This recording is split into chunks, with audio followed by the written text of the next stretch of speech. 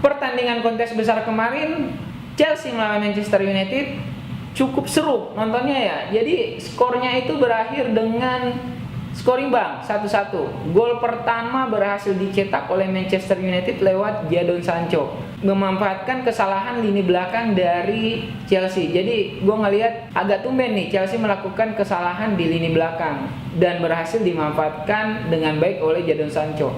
Tapi dibayar tuntas juga oleh pemain Chelsea lewat Jorginho. Jadi poin kontes besar kita kemarin lumayan cukup besar lah. Nanti kita akan coba lagi di kontes besar berikutnya, Manchester United melawan Crystal Palace. Ini partai home pertama Manchester United dengan pelatih barunya, Michael Carrick.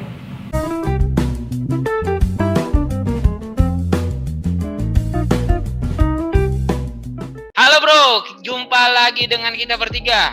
Gua Bayu dan Raka. Nah, kali ini di episode khusus adalah MPL Fantasi, di mana ada pertandingan besar antara Manchester United melawan Crystal Palace. Ini adalah tim yang sama-sama dilatih oleh para legenda. Satunya dilatih sama Carrick, satunya lagi sama Vieira. Tapi sebelum kita membedah lebih dalam lagi, gue pengen ngajak kalian untuk mendownload aplikasi MPL Fantasi. Nah, MPL Fantasi ini seru banget karena MPL Fantasi ini adalah game fantasi sepak bola yang membutuhkan strategi dan analisa dalam menyusun tim. Jadi kalian para pecinta bola yang senang berkompetisi, yang senang beradu strategi, nah di sini nih tempatnya, MPL Fantasi. Nah, di MPL Fantasi ini selain kalian berkompetisi, juga ada hadiahnya. Hadiahnya itu berupa berlian kemenangan yang langsung cair pada saat pertandingan selesai. Nah, uniknya lagi, berlian kemenangan ini ketika cair dapat tarik di saldo GoPay atau link aja. Jadi kebayang, setelah pertandingan selesai, langsung dapat hadiah berlian kemenangannya. Oh iya, ada lagi satu nih. Berlian kemenangannya itu senilai satu berlian kemenangan senilai Rp200. Jadi banyak gitu kalau kalian memenangkan berlian kemenangan. Nah, ada lagi nih caranya untuk mendapatkan berlian kemenangannya lebih banyak. Caranya mudah. Cukup kalian pilih yang namanya kontes besar. Kontes besar itu yang ini nih. Pertandingan Manchester United melawan Crystal Palace. Jadi kebayang, berlian kemenangannya ini bisa kalian dapatkan dalam jumlah yang besar di kontes besar ini. Namanya aja kontes besar. Berlian kemenangannya juga besar. Oke. Tapi gua mau jelasin lagi nih. Untuk cara downloadnya sangat mudah untuk MPL Fantasi ini. Rak, jelasin. Oke, jadi cara downloadnya gampang banget. Tinggal kalian klik link di bawah ini aja di description box kita, atau kalian masuk ke web browser di handphone kalian, terus ketik mpl.id. Jangan salah ya, mpl.id. Nanti akan langsung masuk ke home screen, ke websitenya. Nah, di websitenya ada tulisan tuh, download sekarang. Tinggal diklik aja, nanti akan otomatis langsung terdownload di handphone lu dan terinstall. Nanti setelah terinstall, saat lu buka pertama kali, itu lu harus registrasi dulu. Nah, registrasinya ini gampang banget, karena hanya membutuhkan nomor handphone ataupun akun dari Gojek kalian. Nah, gampang kan? Nanti setelah kalian masuk ke aplikasinya, lihat tuh di bagian bawah di tengah-tengah ada opsi fantasy. Nah, inilah setelah kalian klik opsi fantasy itu, kalian akan masukkan ke MPL Fantasy ini.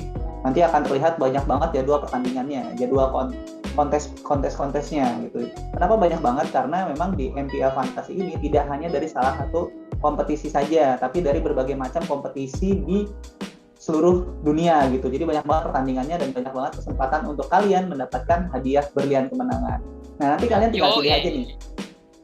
Tinggal pilih pertandingan mana yang mau kalian analisa dan kalian mau menerapkan strateginya dan yang kalian pasti yakin banget bisa menang gitu. Tinggal pilih aja, contohnya ini MU dan Crystal Palace, diklik aja, nanti akan kalian harus menyusun 11 pemain dari kedua tim tersebut, di mana kalian akan diberikan 100 kredit poin untuk memilih kiper defender, midfielder, dan juga striker. Nanti setelah kalian pilih squad kalian yang terdiri dari 11 pemain ini, kalian pilih juga kapten dan vice kaptennya. Di mana kapten ini poinnya akan dikalikan 2 dan juga vice kapten akan dikalikan 1.5. Jadi nggak boleh asal-asalan nih, harus bisa kita analisa mana pemain yang akan bisa bersinar di pertandingan tersebut. Nah, terus setelah kalian pilih kapten dan vice kapten, kalian tinggal daftarin aja tim kalian ke kontes-kontes yang ada di pertandingan tersebut. Nah, semakin besar kontesnya, semakin besar pula hadiah berlian kemenangan yang bisa kalian dapatkan. Tapi ada ini nih, ada yang menarik lagi nih di MPL Fantasi. Sebelum kalian login, kalian harus masukkan kode referral kita. Oh iya benar. Kode referral kita. Jadi kalian harus masukin ini dulu. Ting. Nah, selain itu, ada nih tips hemat untuk main MPL Fantasi, biar menangnya itu lebih berasa. Jadi, karena sekarang tiket spesial itu ada lagi. Jadi ini kayak tiket terusan pas lagi nonton festival.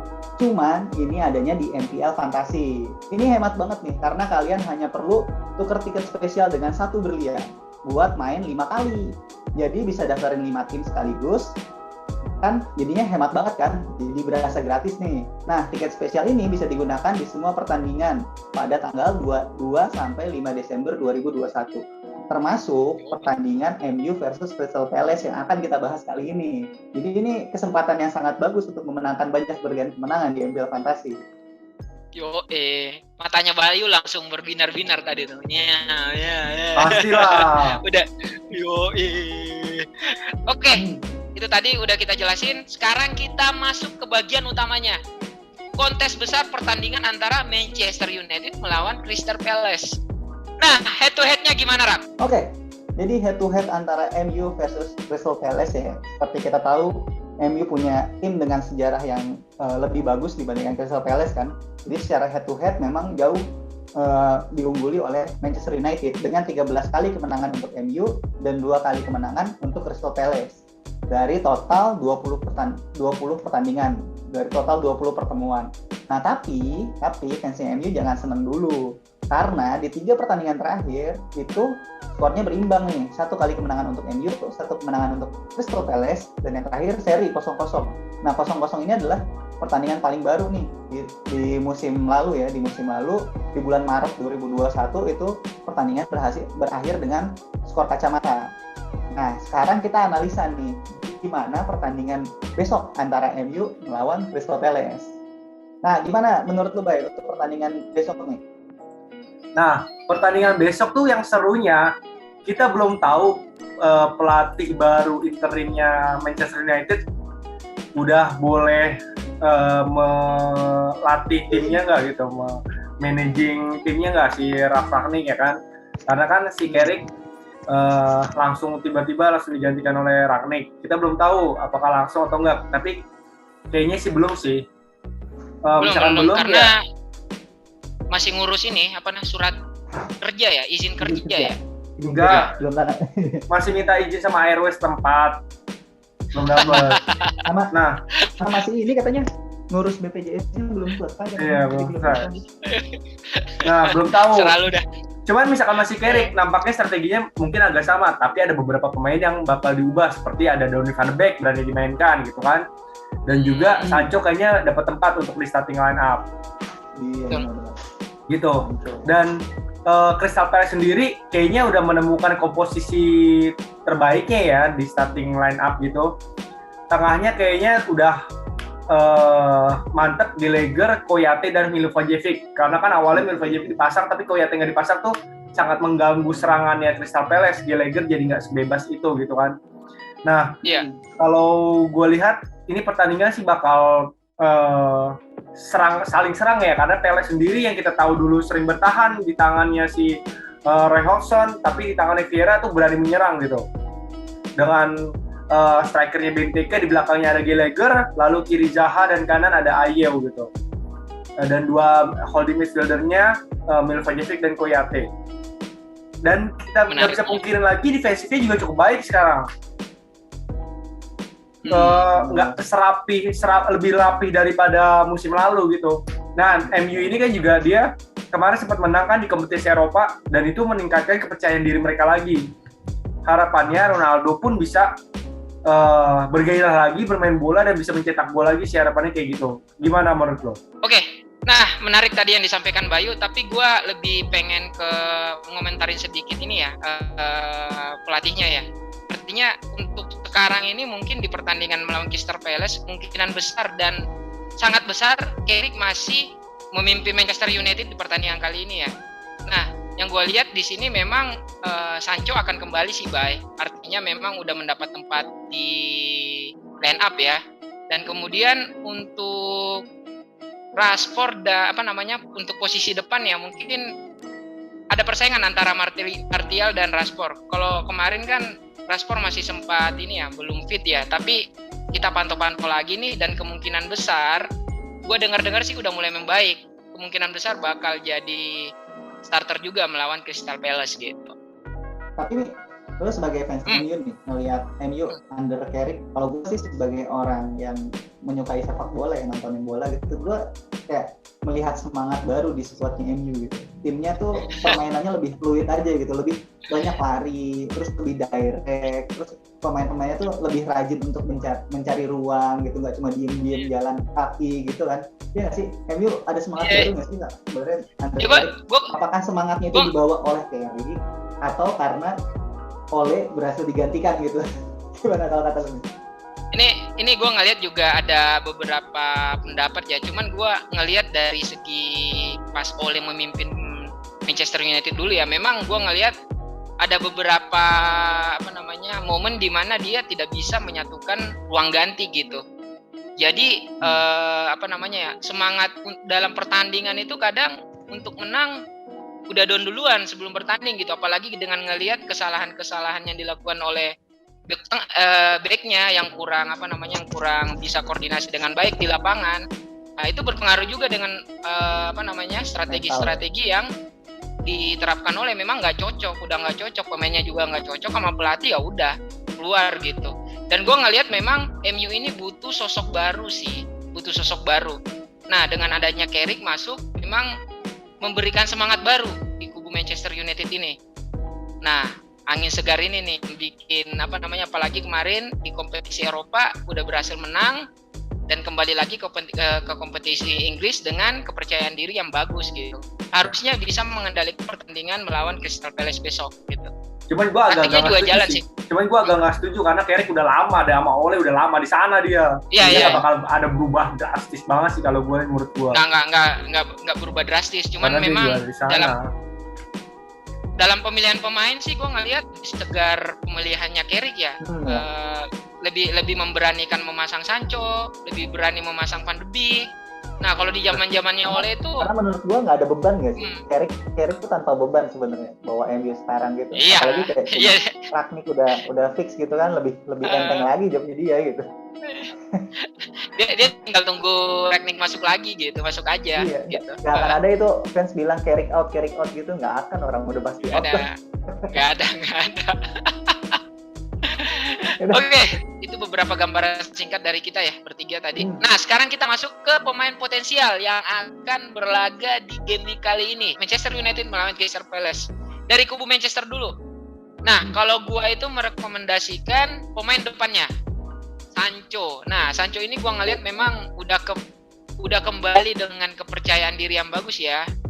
Kelihatan kemarin di kompetisi Eropa berhasil mencetak gol, dan gua ngelihat Carrick tahu apa yang diinginkan Sancho gitu. Dia lebih senang mengontrol bola gitu kan. Jadi memberikan peran khusus di strategi kemarin ya. Jadi Sancho ini kembali lagi ke kompetisi Inggris melawan Crystal Palace, harusnya bisa memegang momentum yang kemarin gitu. Masih bagus permainannya gitu. Dan memberikan dampak yang bagus di pertandingan kali ini. Itu aja sih kalau dari gua. Kalau dari gua sih untuk MU ya. Untuk MU, gue merekomendasikan sang jenderal lapangan tengah sih, Bruno Fernandes.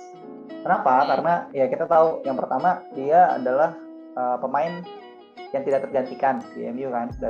Dari semua pertandingan MU dia selalu starting. Terus dia juga sudah mencatatkan 4 gol dan 3 assist.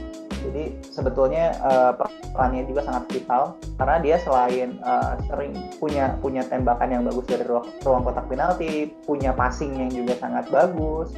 Dia juga mengambil corner kick dan juga free kick dan penalti gitu. Jadi potensi poinnya itu sangat terbuka lebar gitu karena dari semua set piece yang attacking set piece itu hampir semua diambil sama Bruno, walaupun kalau untuk corner kick masih suka ganti-gantian ya, nggak utamanya si Bruno gitu. Tapi dari sini kita lihat bahwa MU ini benar-benar bergantung juga sama Fernandes gitu. Fernandes banyak memberikan peran untuk serangannya MU dan ini benar-benar menjanjikan poin untuk tim MPL Fantasi kalian. Makanya gue berani banget merekomendasikan si Bruno Fernandes. Oke, Bay, gimana Bay? Kalau gue satu nama ya sang pemilik Old Trafford lah, Cristiano Ronaldo. Sang pemilik. Dia Gue seneng banget kalau udah ngomong sang pemilik. Dan di Liga dia sudah mencetak 4 gol dan 2 assist. Mister kompetisi Eropa dia. Dia ya Mister kompetisi Eropa, dia masih menjadi tumpuan utama dalam serangannya Manchester United ya, walaupun di posisi terakhir itu ditarik agak minggir karena kan back pada jagain dia tuh, dia jadi agak minggir ke kiri tapi punya potensi untuk long shoot yang selama ini agak susah didapat dari Manchester United gitu. Jadi Ronaldo tetap jadi tumpuan utama attack-nya dan wajib diambil di tim MPL Fantasi 2 sih gitu. Tapi emang kalau ngomongin MU ya nggak bisa lah ya kita melepaskan Ronaldo. Iya pasti. Pemain talismannya MU kan. Maksudnya saat deadlock pun MU ya bisa bergantung sama Ronaldo kalau Ronaldonya nggak frustasi. Yoi. Nah, itu tadi dari kubu Manchester United. Sekarang kita move ke Crystal Palace. Kalau dari gue sendiri, gue merekomendasikan kipernya Guaita. Nah, gue lihat kemarin memang untuk pertahanan dari Crystal Palace ini gue senang banget sih. Artinya memang sudah menemukan koordinasinya sendiri untuk level Crystal Palace gitu. Jadi ada perbaikan dari awal musim sampai di game week sekarang gitu. Nah, itu jauh lebih bagus. Nah, kita sendiri nih melawan besok Manchester United, gue memang ngelihat ada potensi banyak jarak jauh gitu. Jadi bisa jadi kita sendiri dapat memaksimalkan poin save. Nah, ini sangat apa namanya di MPL Fantasi sangat bijak ya kalau misalkan memilih Guaita, apalagi dengan poin save. Nah, itu bisa ada sendiri poinnya gitu. Oke, itu dari gua. MU pasti akan menyerang dan punya kans besar untuk si Guaita banyak save-nya. Iya, betul sekali. Nah, Rak gimana Rak? Oh, kalau gua merekomendasikan pemain yang mempunyai nama seperti timnya, Crystal Benteke.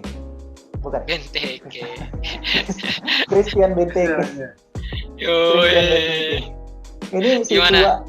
si tua-tua keladi ya nggak tua-tua banget ya, udah kepala 3 sih sebenarnya ya Benteke ini. Cuman formnya ini lagi inform banget kan dengan adanya sepertinya Crystal Palace juga sudah menemukan pola permainan yang efektif dan juga mematikan serangannya. Itu Benteke juga seperti naik daun kembali gitu. Terbukti dia sudah beberapa pertandingan terakhir ini sudah mencatatkan golnya ya. Jadi so far di kompetisi Inggris ini dia sudah mencatatkan 4 gol dan 1 assist.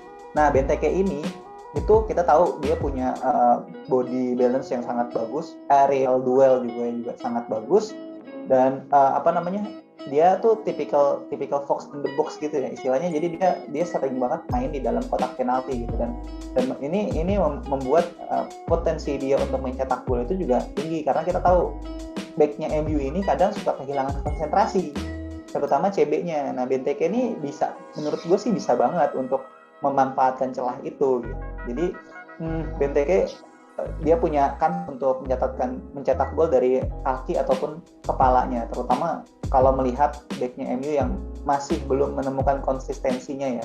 Walaupun dengan materi yang sebetulnya backnya MU yang nggak jelek-jelek banget kan, orang mahal-mahal semua gitu kan, masa pemain mahal mainnya jelek kan? Enggak kan pemain mahal pasti bagus kan, apalagi pemain paling mahal pasti bagus banget ya. Jadi tapi Benteke nih gue rasa sih pasti bisa poin lah untuk lawan MU besok nih, karena formnya lagi bagus banget dan Crystal Palace attackingnya lagi bagus-bagusnya sih. Nah, tadi dari Raka ya. Lalu gimana, Bay? Biasanya beda sendiri kalau Bayu mah. Kalau gue juga ngambil pemain yang namanya mirip sama timnya, Conor Palliser. Conor Gallagher.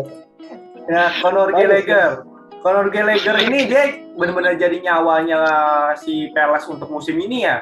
Dia di belakang posisinya striker, di belakangnya Benteke. Kalau transisi dia paling cepat, bahkan udah tiba-tiba jadi second liner shoot-nya. Di saat Olise sama Zaha itu menyisir sisi kanan sama sisi kiri, si Gallagher ini tiba-tiba bisa masuk buat ngasih shoot tuh. Dan kadang-kadang dia ngambil free kick juga. Corner selama Milivojevic main corner tetap dia bilang Milivojevic, tapi Gallagher kalau Milivojevic di belakang sama Koyate, Gallagher sekarang lebih bebas maju ke depan karena di belakangnya itu ditahan sama 2 DM. Jadi banyak ruang yang bisa dieksploitasi oleh Gallagher. Sangat berbahaya sih, dia sudah mencetak 4 gol dan 3 assist. Harusnya lawan Manchester United kalau di Crystal Palace bermain menyerang, Conor Gallagher ini menjadi kuncinya sih. Jadi pasti gua ambil untuk tim MPL fantasi gua. Oke. Nah, kapten. Gimana nih kapten? Kalau gua sih Cristiano Ronaldo lah. Gue percaya aset MU sih. Untuk kali ini percaya, juga. walaupun Palace bisa memberikan serangan atau memberikan perlawanan yang bagus, tapi gue tetap yakin MU bisa memenangkan pertandingan kali ini melawan Palace sih. Jadi lebih bijak, sangat bijak untuk memilih kapten dan vice kapten menurut gue, dua-duanya ya, kapten dan vice kapten dari MU. Gitu. Iya. Oke, itu tadi beberapa ulasan dari kita ya, dari pemain potensial hingga kapten. Nah, semoga berjalannya pertandingan kali ini jauh lebih seru pastinya ya, karena gue ngelihat ini adalah pertandingan pertama home MU tanpa Ole ya, seperti itu. Yeah. Jadi harusnya MU bisa tampil lebih menekan ya gitu. Oke, untuk minggu ini cukup. Semoga apa yang kita berikan di episode kali ini bisa menjadi gambaran kalian dalam menyusun tim IMPL fantasi impian kalian. Sampai jumpa dan dadah.